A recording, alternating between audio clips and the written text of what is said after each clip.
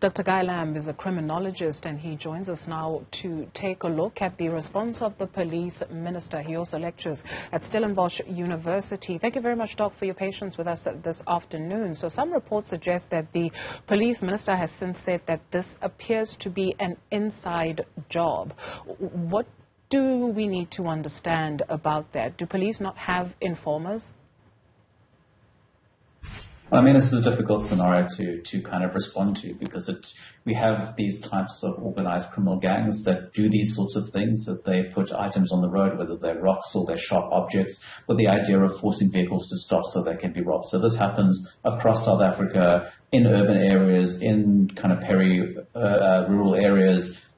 We've seen it on major highways before, and it's been going on for decades. So this is certainly not something new. I mean, the comment by the minister certainly is a bit alarming. It means that there are problems certainly within VIP protection. There's certainly problems around criminal infiltration, if that's what he's suggesting, and I think it's deeply concerning. Just yesterday, Pop Crew was celebrating its 10th National Congress, and the Minister of Police, Bheki Cele, was addressing that Congress, and he noted the killings of police being a big problem. But he also noted a block of people whom he says are anti-policing.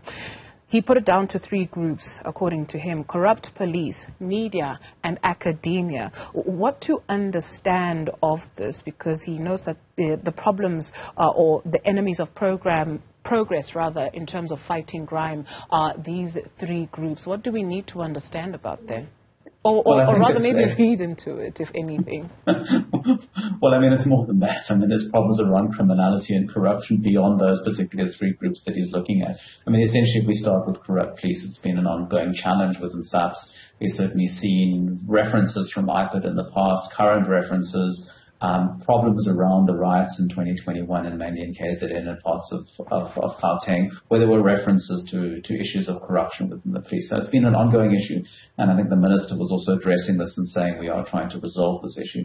Then he was pointing to the media and pointing to academics, and I think it was important to note the kind of inconsistencies in what was said in that speech, because at the beginning the minister lauded this integrated crime and violence prevention strategy, which is an approach government has adopted last year, and it's a bit slow to get started because it's a whole of government approach. And that was actually academics and police commentators who were behind that, who provided most of the input and detail into that plan, working with government. So it was this kind of collaborative relationship. I think the point that the minister is trying to make is there are certain comments and commentators and academics that make very critical. Sometimes, they step over the line in the comments that they make. They make comments that might be personal, certainly when targeting the minister. So, the minister, I think, has taken offense to some of these comments and responds in those certain way, because it really depends on commentators. They take different approaches. So the kind of issue here is we're in a democracy. There is freedom of speech, but there's also about, when one makes comments, one has to make fair and constructive comments.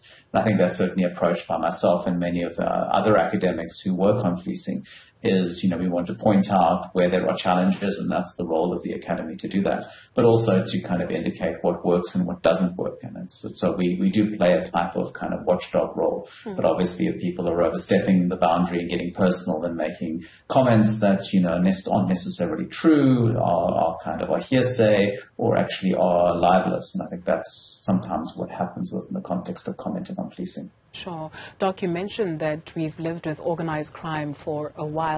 To what end, which is something that the police minister sort of alluded to in his speech yesterday, where he said that South Africans are greedy. So you do a cash heist today, and you do a cash heist tomorrow, and you do a cash heist the next day. Do you put that down to what? Poverty. Because it has been said that what drives crime in the country is the lack of employment, the socio-economic conditions that people are faced with. I mean, not necessarily. I mean, South Africa has very high levels of poverty, as do many other countries throughout Africa, Latin America, Southeast Asia. Poverty is an underlying condition that can certainly contribute to individual criminality, but it's certainly not the driving force of it. It's a kind of combination of issues that come together. I mean, we really need to understand that most violent crime perpetrated in South Africa is predominantly young men who are coming from kind of disadvantaged, marginalized areas, but it's not necessarily that because you're poor, you're a criminal. What it does is it certainly creates opportunities and conditions for certain types of of individuals to move towards perpetrating crime. And we have this kind of situation within South Africa where you also have, organized crime is embedded, so it kind of in a way encourages and recruits certain individuals to be part of criminal networks. Dr. Guyland, thank you very much for your contribution this morning. Criminologist and lecturer at the University or Stellenbosch University, rather.